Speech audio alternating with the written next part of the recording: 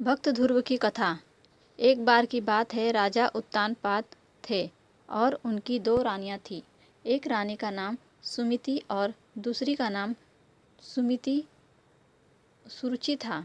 सुनीति बड़ी रानी और सुरुचि छोटी रानी थी। रानी सुनीति के पुत्र का नाम ध्रुव और रानी सुरुचि के पुत्र का नाम उत्तम था। राजा उत्तानपाद का रुझान छोटी रानी सुरुचि की तरफ ज़्यादा था, क्योंकि वो दिखने में काफ़ी सुंदर थी। लेकिन रानी सुरुचि अपनी सुंदरता पर कभी काफ़ी घमंड करती थी। वह बड़ी रानी सुमिति का स्वभाव सुरुचि से बिल्कुल अलग था। रानी सुमिति काफ़ी शांत और समझदार स्वभाव की थी। राजा का सुरुचि की तरफ अधिक प्रेम देखते हुए रानी सुमिति दुखी रहती थी। इसीलिए वह अपना ज़्यादा से ज़्यादा वक्त भगवान की पूजा अर्चना करते हुए बिताती थी। एक दिन सुमिति के पुत्र ध्रुव अचानक अपने पिता राजा उत्तानपाद के गोद में जाकर बैठ गए। वह अपने पिता के गोद में बैठकर खेल ही रहे थे कि वहाँ छोटी रानी सुरुचि पहुँच गई। राजा के गोद में ध्रुव को बैठे देखकर रानी सुरुचि को गुस्सा आ गया। रानी ने ध्रुव को राजा के गोद से नीचे उतारते हुए कहा कि तुम राजा के गोद में नहीं बैठ सकते हो। राजा की गोद और सिंहासन पर सिर्फ मेरे पुत्र उत्तम का अधिकार है।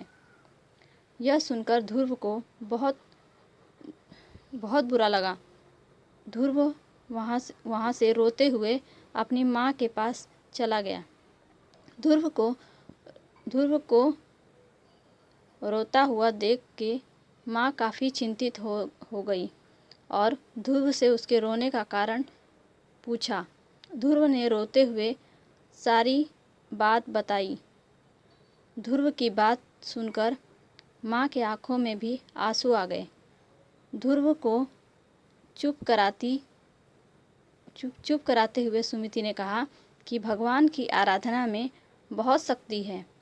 अगर सच्चे मन से आराधना की जाए तो भगवान से तुम्हें पिता की गोद और सिंहासन दोनों मिल सकते हैं। माँ की बात सुनकर ध्रुव ने निर्णय कर लिया कि वह सच्चे मन से भगवान की आराधना करेंगे।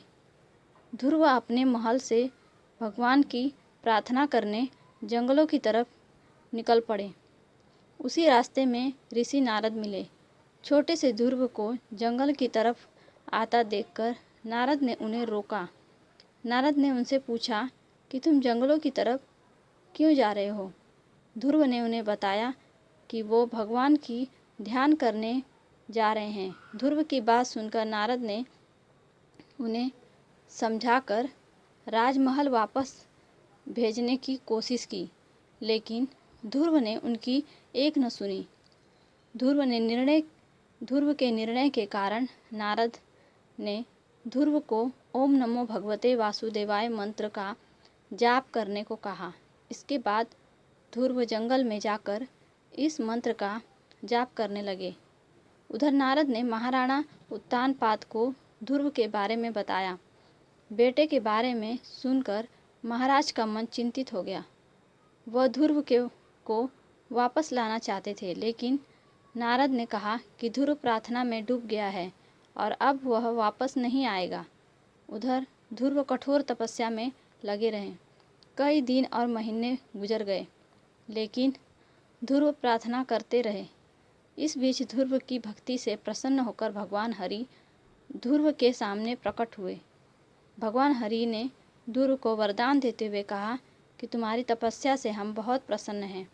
तुम्हें राज सुख मिलेगा, साथ ही तुम्हारा नाम और तुम्हारी भक्ति हमेशा के लिए जानी जाएगी।